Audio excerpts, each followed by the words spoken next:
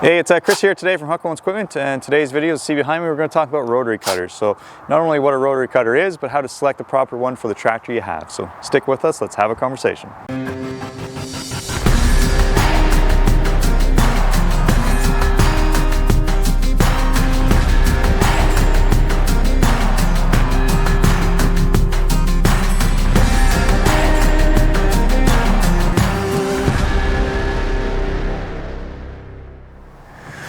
So right off the top, what is a rotary cutter? Well, most people call them exactly what that company is, bush hogs. Bush hog obviously is the name of the company, so it's that Kleenex issue kind of idea. It is a rotary cutter is what you're looking for whenever you say a bush hog. So rotary cutter at the end of the day is a gearbox with two spinning blades knocking material down. They come in many different shapes and forms depending on what you're looking to cut. They start at roughly a 1-inch capacity and go up to 6, 7, 8 inches, depending on how big of a tractor and what you're looking to cut. What does the capacity mean?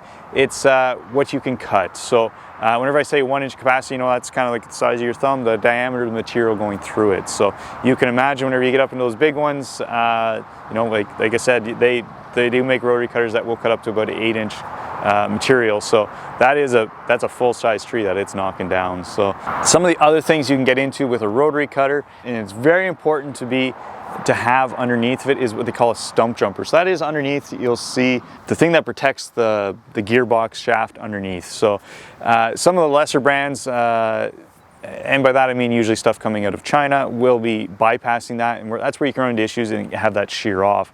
So a lot of the name brands, whether it be Land Pride, Bush Hog, Woods, they all come standard with that. It's what you want to see under there because it's really protecting it. Because at the end of the day, it's just two big spinning blades knocking down whatever you're looking to cut. So after that, you have a choice of PTO shafts. So the less expensive one is going to be a shear bolt. You'll see that on smaller units, usually like here at Huckabones, you only see us sell shear bolt units on the 48-inch there. After that, we move up to what they call slip clutch. A little bit more expensive because there is more moving parts in that PTO shaft, but it just gets away from having to stop and replace that shear bolt that's broke whenever you hit something like a rock or a stump.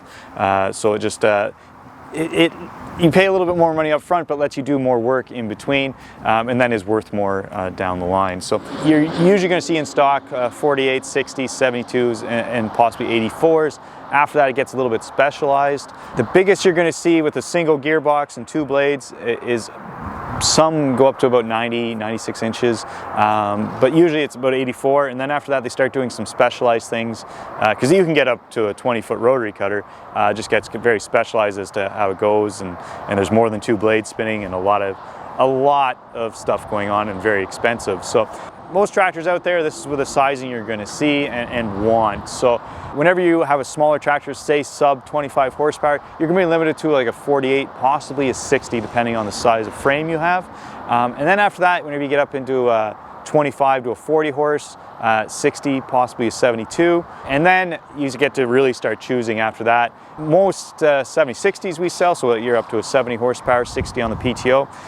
We're actually putting a 72-inch, a heavy-duty 72-inch, because at that point you can start choosing, okay, do I want it wider than my rear tires or narrower, depending on what you're going to be running along and what kind of budgeting do you have after that. Whenever you get into rotary cutters, you also have a few choices, few options as to how you want the guarding. Most of the small ones, so your 48s, 60s, and 72s, you're going to be looking at rubber front and rear to block the material coming out, so you don't have it coming back at you or flying too far away. Once you get up into the more heavy-duty ones, you're going to be choosing between rubber or chains, front and rear. Most people, once you get up into a 3-inch capacity, are going to go chain because the bigger chunks are coming out, that taking down a whole tree, and big chunks are coming out of it. You're going to see that rip off rubber, so that's why you go chain at that point. Smaller than that, you don't have to worry too much about the rubber being ripped off. It's more just a better job of blocking that material coming at you or flying towards people. So it gives you a good idea that way. Tail wheels, you definitely want one, especially up to a 72-inch, so your 48s and everything. Most manufacturers manufacturers have one. You're going to see it. You definitely don't want an air tire back there. You want it a solid rear tail wheel. And then you get up into the bigger ones. You'll see the 84-inch here with the dual gearbox. Again, with a dual tail wheel. Again, once you get up into that size, you definitely want to go with a dual just to give you better flotation. Whenever you are looking to adjust your cutting height, that's how it's going to be done, is with that tail wheel. It isn't as simple as what you're going to see on like a finishing mower. It is a little bit of unbolting to change your cutting height. Usually they're going to be set in the middle and you're never going to touch it because you're going to be running it off your 3-point hitch to get higher and lower. Two other things to know about choosing which rotary cutter you're thinking about is what we have right beside me here is a smooth top, flat top, and then the standard regular top. And you're going to say, well, there's not a whole lot of difference, and that is 100% correct. So one has a nice smooth top to it.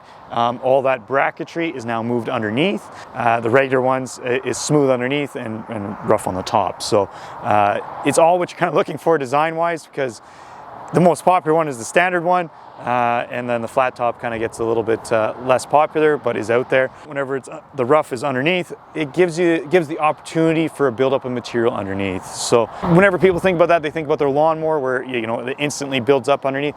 Whenever you're dealing with bigger material, it tends to knock that off. So it's not a huge deal, but it just gives the opportunity for things to be hanging off there and eventually rotting through, like you see on our standard mower deck with a buildup of grass there. But just something to know whether you're choosing there, which one starts looking great and ends looking great, kind of idea that you may be looking to choose between.